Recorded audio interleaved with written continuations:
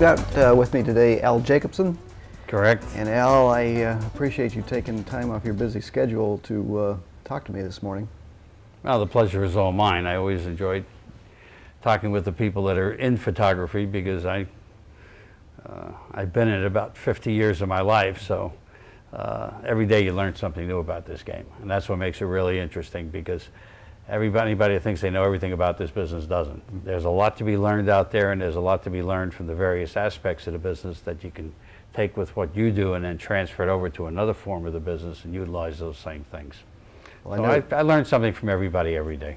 And I know you had 4 decades of experience with cameras, photography. Ever since I'm 13, and I really don't want to tell anybody how really old I am, but when I was 13, I got my first real camera. It was an Aries 3L, and I, believe it or not, found it sitting on a park bench in New York. So if the fellow that owned that camera that left it laying on a park bench in a paper bag in New York City wants his camera back, and tough.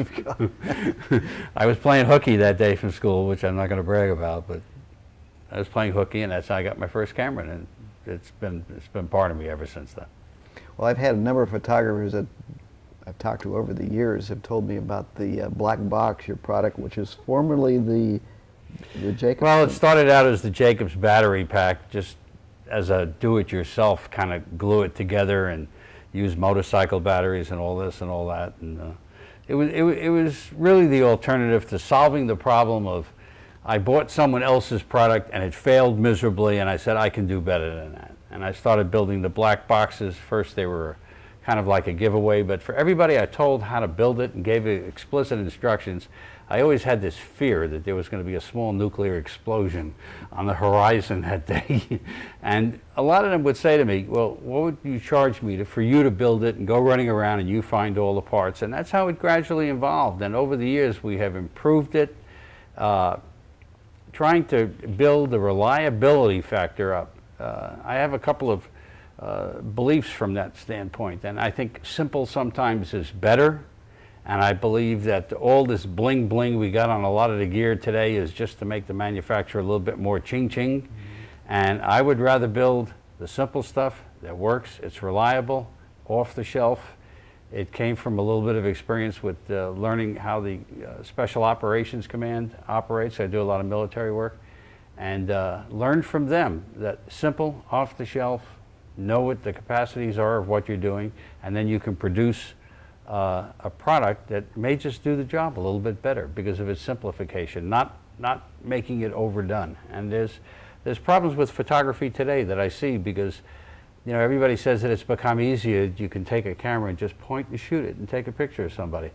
But that's if you've read the 400-page manual that goes with it. We all know how much people like to read the manual. We are quite aware of that.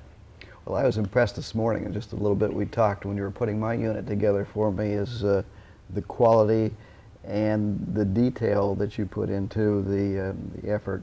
So I wanted to talk about the units, what you sell, and some new products that you have coming out. So why don't you go ahead and talk about the Black Box first? Be more than happy to. A couple of features of the Black Box. This is what we call a base unit. Let's talk about first, the Black Box is a battery substitute for flash units. It's a battery substitute for flash units. I'm not a real believer in these multi-core units that can both power your flash and your camera. The reason I'm against a dual unit being built on the same box is that when there is a chance of an electrical failure, the capacitors in here can draw far more voltage than you can imagine. And having them possibly having a jump to the camera side can toast the $3,000 or $4,000 camera. So I'm not really big on these multiple scenarios. I always felt that the biggest battery drain was the flash unit, not so much the camera, unless you have to chimp every shot. We all know what chimping is all about. So if you have to chimp every shot, then just carry extra spare batteries for the camera. But I'm not going to offer to have my battery packs to go into a camera, because that camera's $3,000 to $5,000, and I have a habit of not liking to outlay that kind of money like most people don't. So we build the basic box to operate and to make your flash more expedient in 2 ways. Number one, I believe in volume. I believe in the average shooter today is shooting a lot more pictures than he ever shot. For example, in the wedding game, in the wedding game where we used to go out with 120 flash bulbs, 10 rolls of film, we were done. 120 pictures, we went home that night. The lab did the rest. Today we have shooters doing 3,000, 4,000, 5,000 pictures. It's absurd, it's unheard of. But on the other hand, the power supplies that we build can handle some of that situation. But now let's take the other situation, the birder or someone that's out in the field, out on the job. Well, sports photography. Sports photography. Again, you need that, but you also need, you know, what's that expression? For every 2 minutes of action, there's about 2 hours of waiting.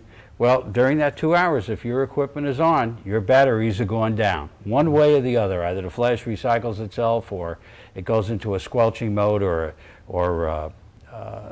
you're going to use up that power. So by the advantage of the larger, more compressed batteries that we put into our packs, and they're not rocket scientists, they're simple, basic units, but we went bigger.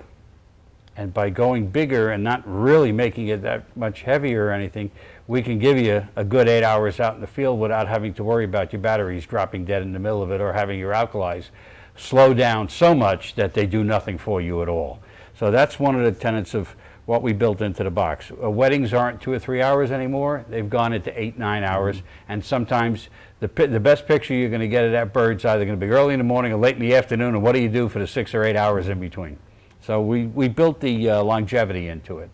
And you designed and you build the boxes, everything, nothing here is off the shelf. This is all your design and construction. The box comes from a box manufacturer that we specified. Do you have anything close to the size we want? It worked out within millimeters. We lucked on that. Then we have our own CNC facility that takes our boxes and converts it, and Precision puts the input holes and the port holes exactly where we need it. Then everything inside is totally 100% hand soldered. There's no machine work here. There's no breadboards. There's nothing here that when this battery is recharging that's going to heat up. And I've always asked other manufacturers, why do you put your heating, the part that's going to heat, which for example with nickel metal hydride batteries, you're running 130 degrees inside of a closed box that the breadboard is laying right there for all the electronics that you need to control it. That's a relationship that's going to end in a premature failure 3 to 4 years down the road if it's used extensively enough. So we've avoided that. We use smart chargers that do the thinking as to how this battery has to be recharged, and not put them inside the box. We put them inside the charger. So basically, this is a battery in a box, and we call it the Black Box.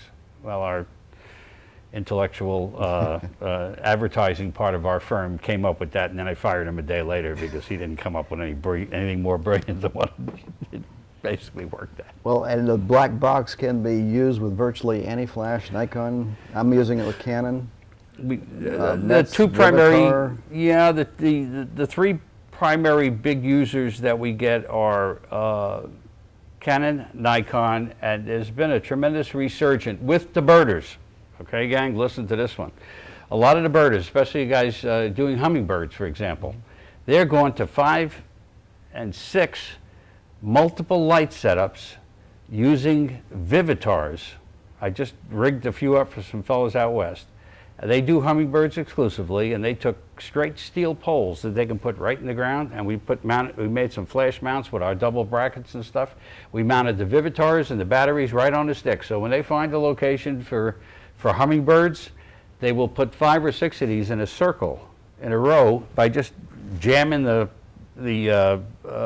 steel pole into the ground, and they're running them on multiple black boxes using a variant of the black box we make, which is this one over here. It's the same as the other black box, except it has 2 DINs instead of the 1 heavy-duty DIN we use, and then through the use of an extension setup, they can actually use 1 black box to power 2 Vivitar 285s used for additional lighting within the hummingbirds. That's how these guys are getting these 360-degree pictures where the illumination is just fabulous for the flash fill out west.